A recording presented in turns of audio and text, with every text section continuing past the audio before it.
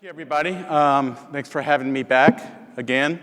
So what you're looking at right here is the 802.11ax IEEE Draft 3.0. So we heard Tom talking earlier about how many pages the actual standard is. I think he said about 3,500 pages, and that's great reading material if you ever want to go to sleep. The new draft that we're thinking will be ratified next year is about 682 pages. Now, one thing that I've learned in this industry is it is helpful to understand what the IEEE defines, but there's also a little bit of a disconnect between what's in an amendment and what's in the real world. So that's what we're here to talk about, 802.11ax in the real world. And there's actually multiple sessions today and tomorrow about 802.11ax. That's me. My name is David Coleman. I am the Senior Technology Evangelist at Aerohive. I've been at Aerohive about 9 years. Prior to that, I ran my own Wi-Fi consulting and training company. I've been in Wi-Fi now for about 20 years before the term Wi-Fi even came up. Aerohive Networks actually has 13 CWNEs. And we've actually had 7 or 8 past employees that were CWNEs as well. So we're very supportive of the CWNP program. I am CWNE number 4. And there is my Twitter address, although the slide looks a little discombobulated. Hopefully you'll follow me. One day I hope to have as many followers as Keith Parsons. So Keith is kind of like the Kim Kardashian of Twitter. So there is, I'm also the co-author of the Cybex CWNA Study Guide, 5th edition. It just came out a couple of weeks ago. We like to call it the Wi-Fi phone book because it is so thick. It is a study guide for the CWNA exam, but as multiple people will tell you, probably about 70 or 85% of the people that purchase it use it more as a reference guide. So thank you, everybody that has purchased this, past editions, and this edition. Speaking of co-author, there is my co-author, David Westcott, and if you guys don't know, there's a little bit of a tradition, and the tradition is that unless you have money, he doesn't show. So, as usual, Mr. Westcott is not here, so we like to troll him every year. Some people think he's Batman, but please join me in trolling him on Twitter with Where is Westcott? So my overview of the presentation to talk about today is we're going to talk about these 4 things. The technology we use today, what the heck does multi-user actually even mean? OFDMA is the secret sauce of 802.11ax, and then I want to talk real world about 802.11ax. So the analogy that you're going to see a lot of vendors use, including myself, is cars and automobiles. We've been using this quite a bit for wireless, and the alphabet soup that we've had and the current technologies of the amendments of N and AC, we're always introducing new physical layer and MAC layer enhancements, and it's been in the past to introduce higher data rates and bigger channels. So the analogy I've been using is we've built bigger highways and faster cars. Now, I live in Atlanta, Georgia, and Atlanta, Georgia has some of the worst traffic in the United States, and there's always a traffic jam, okay? And the same thing is a problem with Wi-Fi. Wi-Fi actually, even though it is a resilient technology, it's not necessarily the most efficient technology because of the half-duplex nature of the medium, and due to the fact that only one radio can transmit at any given time. Efficiency at the MAC sublayer actually drops as more clients participate in a basic service set and are communicating through an access point. Additionally, another reason we have a Wi-Fi traffic nightmare is the high density of clients that we have. In the early days of Wi-Fi, it was all about laptops getting connected or maybe some handheld devices for data collection in warehouses. Well, that has changed. Most everybody has 4 or 5 personal devices. They have expectations of connecting onto the corporate network. And then there's also IoT, and I know IoT is an overused buzzword, but it is growing exponentially, including in the Wi-Fi space. Also, the bulk of wireless frames are actually small. The bulk of wireless data frames are under 300 bytes, and because of that, the small frames, we have the result of that is overhead at the MAC sublayer increases for each individual frame because extra headers and trailers and contention for each frame. Even when you're using frame aggregation, not all applications can be aggregated because they have to be delivered in a serial fashion, like voice and video, for example. So the result is increases in collisions and medium contention overhead. So Wi-Fi is still resilient, it works, but it's not necessarily as efficient. And so we've been kind of taking the wrong path. We've been all about, let's build bigger highways, which is what we've always done in Atlanta, Georgia, but it hasn't made the traffic more efficient. So what's the answer? I attended a conference last week in Las Vegas for Juniper Networks, and one of their partners did kind of a keynote presentation about this project going on in Colorado in the city of Denver for autonomous automobiles as well as cooperative traffic signals and cars that all communicate with each other. In other words, a traffic management system that works together. Well, so we need better traffic management for automobiles, and we're actually at the cusp of that technology, and I think we'll see, a lot of us will see that in our lifetime. Well, we need the same thing for Wi-Fi. We need better traffic management, and that's what 802.11ax is all about. It's about high efficiency, better efficiency. It's not necessarily about higher data rates. It's about better efficiency.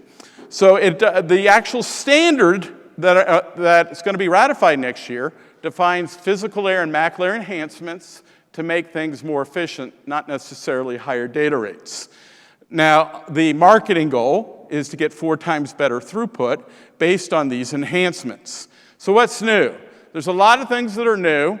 We're not really going to get into in this presentation about how all these things work. There's some other presentations later on for that. The thing we think that's going to give you the most bang for the buck is orthogonal frequency division multiple access, but there's which is just better use of the frequency space.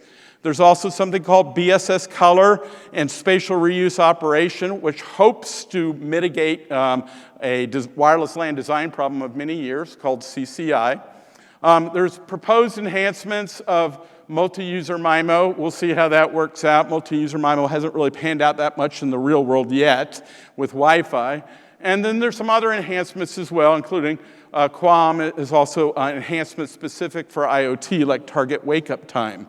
One thing that is different, as opposed to AC, is it is going to operate in both the 2.4 gigahertz and the 5 gigahertz band. In my mind, the 2.4 band is still a best effort band, but most of the enhancements that you're being put into 2.4 are more specifically designed for IoT devices. Chipset vendors drive a lot of this, and they want there to be more affordable Wi-Fi chipsets that can operate in the 2.4 band using AX technology. In case you have not heard, the Wi-Fi Alliance came out with this new naming convention. I know that some of you are upset by that, but it is the naming convention that is marketed to the public. So 802.11ax is also referred to as Wi-Fi version 6 to the general public. So to me, this is one of the most important slides and presentations I've been doing the last year. What is the definition of multi-user? Now, I hate to read off slides, but I'm going to do it right here because this is an important definition. The term multi-user simply means transmissions between an AP and multiple clients can occur at the same time, dependent on the supported technology.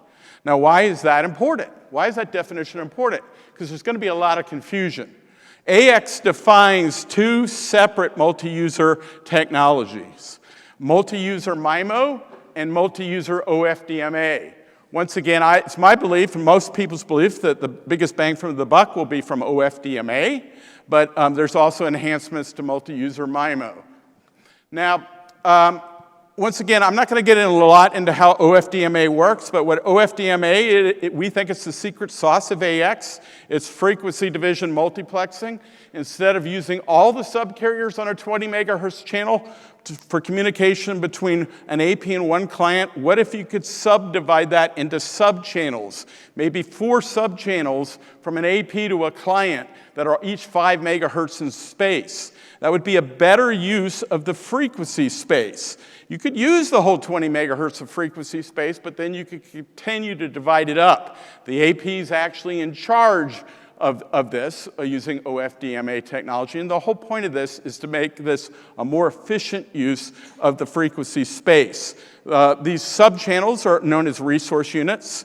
The AP is in charge with OFDMA. The rules of medium of contention still apply. So an AP is going to have to win control, win a tick SOP, and will decide and do resource unit allocation for both uplink and downlink OFDMA. I need to move on because I'm getting a little bit behind, but I would encourage you to attend on Friday Perry Carell's presentation on this very topic. He's going to be spending about 40-50 minutes just on orthogonal frequency division multiple access and how it works. Which brings me to the main topic for our final 8 minutes here, the real world of 802.11ax. And the elephant in the room, which is there aren't any 802.11ax clients yet. We all know that, okay?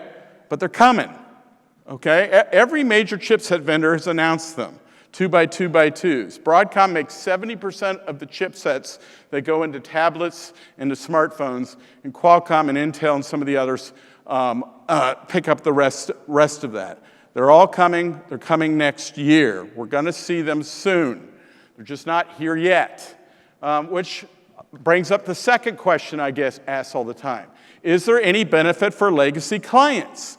The answer is yes and no. Let's talk about no first. Can legacy clients take advantage of AX technology? The answer is no, they can't. So in other words, to take full advantage of AX technology, the clients also have to be AX. But whenever you come out with a new chipset, you always get a little bit of enhancement simply due to new processing and new chipsets. And truth be told, most of the testing going on with Wi-Fi vendors and AX is with legacy clients currently, until the AX clients hit the marketplace. The other advantage to legacy clients is going to be this, and this is going to be the biggest advantage.